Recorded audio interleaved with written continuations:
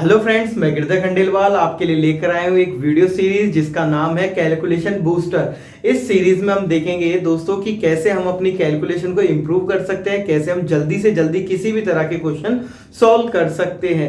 Calculation की अगर मैं बात करूं तो किसी भी एग्जाम के लिए बहुत ही इंपॉर्टेंट है, और एग्जाम ही नहीं, ये हमारे डेली रूटीन्स में भी काफी काम आती है। हम देखेंगे आज के वीडियो में हम कैसे किसी भी संख्या का स्क्वायर जल्दी से कर सकते हैं। तो देखिए दोस्तों, आपके सामने जैसे कि मैं एक क्वेश्चन लिख रहा हूं कि हमें 44 का स्क्वायर करना है, हमें 44 का वर्ग निकालना है। तो 44 का वर्ग निकालने के लिए सबसे पहले हम एक लाइन ड्रॉ करेंगे कुछ इस तरह से, और हम देखेंगे कि यहाँ पे जो हमारा पहला डिजिट है 4, उसका स्क्वायर करेंगे और लिखेंगे 16। और यहाँ पे जो हमारा शेष डिजिट है, जो रिमेनिंग डिजिट बच रहा है जो हमारा, वो है 4, और 4 का भी स्क्वायर करेंगे तो 4 का स्क्वायर आता है 16। तो ये हमारा पहला स्टेप है जिसमें हम दोनों अंकों को स्क्वायर करके लिखेंगे। अब हमारे दूसरे स्टेप पे आते हैं। दूसरा स्टेप है कि हम इन दोनों संख्याओं को आपस में गुणा करेंगे। तो 4 को 4 से गुणा अगर हम करते हैं तो 4 चौक 16 होता है, और उसका हमें हमेशा 2 गुना करना है, यानी कि 16 दूना 32, और 32 को कुछ हम इस तरह से लिख देंगे। यहां पर हमें सिर्फ एक डिजिट ही लिखना है, बाकी के डिजिटों को हम इधर की तरफ लिखेंगे। अगर हम इस देखें तो 16 के नीचे कोई भी डिजिट नहीं है, तो 6 की जगह 6 एज इट इज आ जाएगा। 1 और 2 मिलकर 3 हो जाएंगे, और 16 और 3 19 हो जाएंगे। तो हमारा फाइनल उत्तर निकल कर आएगा 1936। एक और क्वेश्चन देखते हैं। देखिए 32 का स्क्वायर, अगर हमें 32 का स्क्वायर करना है तो हम वही लाइन खींचेंगे और यहाँ पे 2 का स्क्वायर करेंगे, लेकिन यहाँ पे हमें 2 अक्षरों में लिखना है, तो हम यहाँ पे लिखेंगे 04।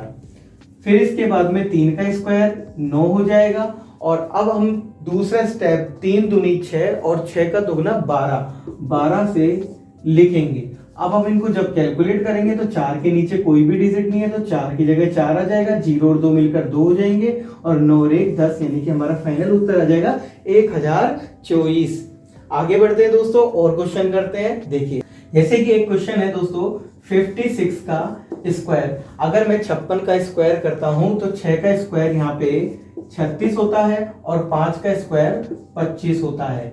फिर इसके बाद में हमें दूसरे स्टेप 5 और 6 को गुणा करना होगा। तो 5 और 6 को गुणा करेंगे तो 5 6 का 30 होता है, और 30 का दुगना 60 होता है। अगर मैं इस तरह से लिख दूंगा तो ये हमारा टोटल करने पे 36 आ जाएगा, और ये हमारा टोटल करने पे 31 आ जाएगा। तो हमारा फाइनल आंसर हो जाएगा 31 36।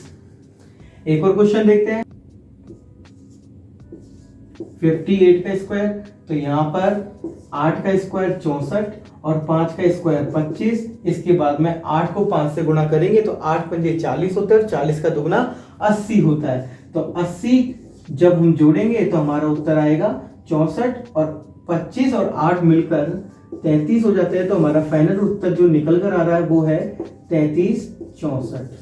अगले क्वेश्चन की बात करें तो अगला क्वेश्चन है हमारा 78 का स्क्वायर। अगर हमें 78 का वर्ग निकालना है, 78 का स्क्वायर निकालना है, तो हम क्या करेंगे, 8 का स्क्वायर करेंगे 64 आएगा, और 7 का स्क्वायर करेंगे तो 49 आएगा। इसके बाद हमारा दूसरा स्टेप जो हम आपस में दोनों को गुणा करेंगे, तो 7 को 8 से गुणा करने पे 56 यानी 56 आता है, और 56 का भी हम दुगना करेंगे तो 112 आता है। दोस्तों 112 को लिखेंगे हम कैसे, ये जो 2 है इसको यहां लिखना है, बाकी के शेष अंकों को सेकंड वाले लाइन में लिखना है। तो हम जब इसका टोटल करेंगे तो 4 के नीचे कोई भी डिजिट नहीं है, तो 4 ही रहेगा, और 6 और 2 मिलकर 8 हो जाएंगे, और जब इनको हम जोड़ेंगे तो ये 60 हो जाएगा। तो ये आपका आंसर आएगा 6084। तो अगले क्वेश्चन पे देखते हैं। हमें 97 का स्क्वायर करना है, तो हम वही लाइन खींचेंगे और 7 का स्क्वायर करेंगे 49, और यहाँ पे 9 का स्क्वायर करेंगे 81। इसके बाद अगर हम देखेंगे तो दोनों को आपस में गुना करेंगे, तो 7 को 9 से गुना करने पे दोस्त 63 आता है, और 63 का दुगना 126 होता है। तो 126 को लिखने का तरीका जरा देखिए, 6 को इधर लिखना है, और बाकी के शेष अंकों को हम अगले वाले कॉलम में लिखेंगे। जब हम इनका टोटल करेंगे तो यहाँ पे 9 एज इट इज रहेगा, 6 और 4 10 हो जाएंगे, हासिल का 1 होगा, 1 और 2 3 होते हैं, और हासिल वाला 1 4 हो गए, और ये 9 हो गए। तो हमारा फाइनल उत्तर जो निकल कर आ रहा है वो है 9409। तो दोस्तों अब हम थोड़ा सा लेवल अप करते हैं। अब हम देखते हैं कि अगर यही क्वेश्चन 3 डिजिट में आता है तो उसको कैसे सॉल्व कर सकते हैं। तो एक क्वेश्चन है 112 का स्क्वायर। अगर हमें 112 का वर्ग निकालना हो तो हम क्या करेंगे, इस वाले 2 को एक सिंगल डिजिट मानेंगे जो कि सिंगल है ही, और बाकी के जो अंक है उसको भी हम एक सिंगल डिजिट मानेंगे, यानी कि 11 एक अपने आप में डिजिट मान लेंगे। तो यहाँ पे 2 का स्क्वायर हमारा 4 होगा, लेकिन हमें 2 अंकों में लिखना है तो 2 4 की जगह 0 4 लिखेंगे। और यहाँ पे 11 का स्क्वायर लेंगे तो 11 का स्क्वायर 121 होता है दोस्त। तो यहाँ पर पहला स्टेप हमारा कंप्लीट हो गया। और अब हम दूसरे स्टेप की बात करते हैं। तो दूसरा स्टेप है इन दोनों को आपस में गुना करना है। तो हमारा एक डिजिट तो है 11 और एक डिजिट है 2। तो अगर मैं 11 को 2 से गुना करूंगा और उसके बाद में 2 से गुना वापस से करना है, ये फिक्स है। अगर हमें स्क्वायर करना है तो हर स्टेप में 2 से गुना करना होगा। फिर इसके बाद में अगर हम इनको गुना करते हैं तो 11 2 22 और 22 को 2 गुना करते हैं तो 44। तो 44 हम लिखेंगे 4 और 4। जब हम इसका टोटल करेंगे तो यहाँ पे 4 आएगा, यहाँ पे 4 आएगा, और 4 और 1 5 हो जाएंगे। 12,544 हमारा फाइनल आंसर आएगा। तो अगले क्वेश्चन की अगर हम बात करें तो क्वेश्चन है 156 का स्क्वायर। अगर दोस्तों हमें 156 का स्क्वायर निकालना है तो पहला स्टेप कि ये हमारी एक सिंगल डिजिट होगी और बाकी की शेष हमारी दूसरी डिजिट होगी। तो 6 का स्क्वायर अगर हम करेंगे तो 36 आएगा, और 15 का स्क्वायर अगर हम करते हैं तो 225 आता है। दूसरा स्टेप हमारा जो है, हम 15 को 6 से गुना करेंगे। मैं यहाँ पे लिख रहा हूं, आराम से देखिए। 15 को 6 से गुना करेंगे और 2 से गुना करेंगे तो 15 6 की 90 होता है। 90 को 2 से गुना करते हैं तो 180 आता है। 3 डिजिट आती है दोस्तों, तो कोई दिक्कत वाली बात नहीं है। 0 को यहाँ पे लिखना है, बाकी के अंकों को लेफ्ट वाले कॉलम में लिखना है। इसके बाद जब हम इसका टोटल करेंगे तो यहाँ पे 36 ही रहेगा, और 8 और 5 3 हो जाएंगे। हासिल का 1 पहुंच जाएगा, 2 और 2 4 हो जाएंगे, और 2 रह जाएंगे। तो हमारा उत्तर जो निकल कर आएगा वो आएगा 24,336। तो दोस्तों इस टाइप के हम आखिरी क्वेश्चन की बात करते हैं। आखिरी क्वेश्चन हम ले लेते हैं 226 का स्क्वायर। अगर हमें 226 का स्क्वायर निकालना है तो हम सबसे पहले 6 को सिंगल डिजिट मानेंगे और 22 को एक अलग डिजिट मानेंगे। तो यहाँ पर 6 का स्क्वायर 36 हो जाएगा दोस्तों, और 22 का स्क्वायर आपका 484 हो जाएगा। इसके बाद अगर हम आगे बढ़े तो आगे बढ़ने पर हमें 22 को 6 से गुना करना होगा और उसको भी हम 2 से गुना कर देंगे। तो अगर हम 22 को 6 से गुना करते हैं तो 132 आता है, और 132 को अगर हम 2 से गुना करते हैं तो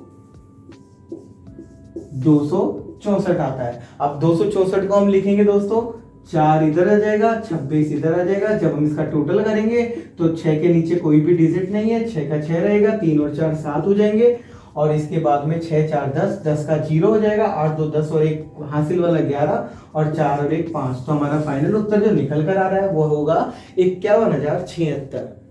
तो दोस्तों कैसा लगा आपको ये तरीका, प्लीज कमेंट करके जरूर बताइएगा। उम्मीद करता हूं कि आपको ये तरीका अच्छा लगा होगा, कुछ नया सीखने को मिला होगा।